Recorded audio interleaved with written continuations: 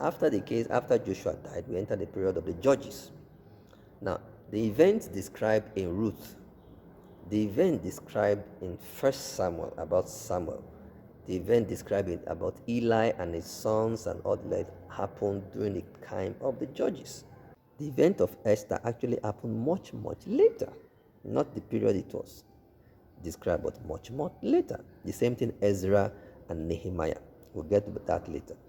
Now, the totality of the rest of the Old Testament after the judges, everything is found between 2 Samuel and 2 Chronicles. Everything, all the prophets, Malachi, Zephaniah, Zechariah, Micah, Hosea, Ezekiel, Isaiah, Jeremiah, Habakkuk, Obadiah, or Joel, all of them happened between the time of 2 Samuel and 2 Chronicles. Everything.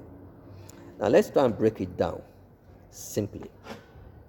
Now you find that after Samuel died, David took over from King Saul. All right. Now after David took over, his son Solomon took over.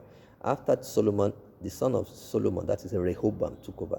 It was in the period of Rehoboam the kingdom was divided into two. We have the northern tribe of Israel, the northern tribe called Israel. They just call it Israel, which has the capital in Samaria. Then we have the house of Judah, which has the capital in Jerusalem. Note these two countries. They are the same Israel, the single entity called Israel, but governed by two royal households.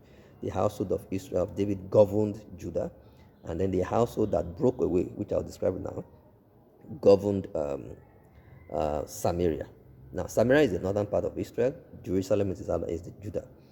Now, when Jeroboam broke away from Rehoboam, Solomon's son, he formed a kingdom in the northern part of Israel, and he was made king there. Rehoboam remained king with Judah. Now, from these events, the Bible described the two kingdoms in relation to one another. Let me give you an example.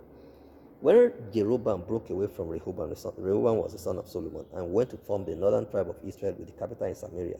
He became king there. But Jeroboam ruled longer than Rehoboam.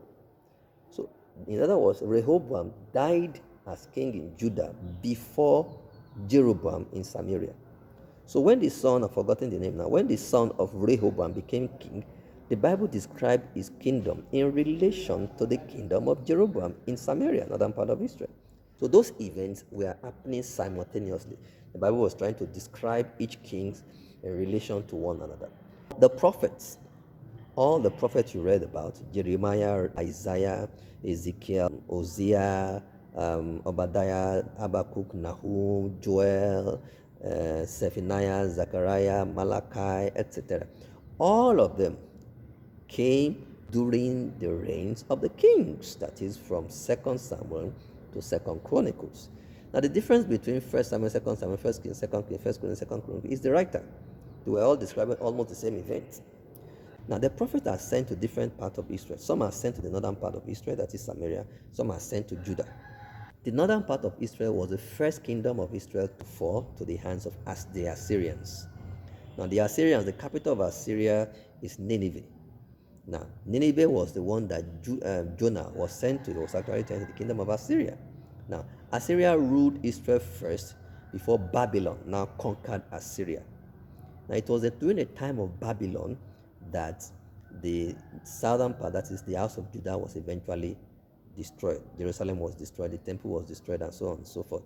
It was during this period that the event of Daniel and the event of Esther came up, and the event of Nehemiah and Ezra after the temple was destroyed.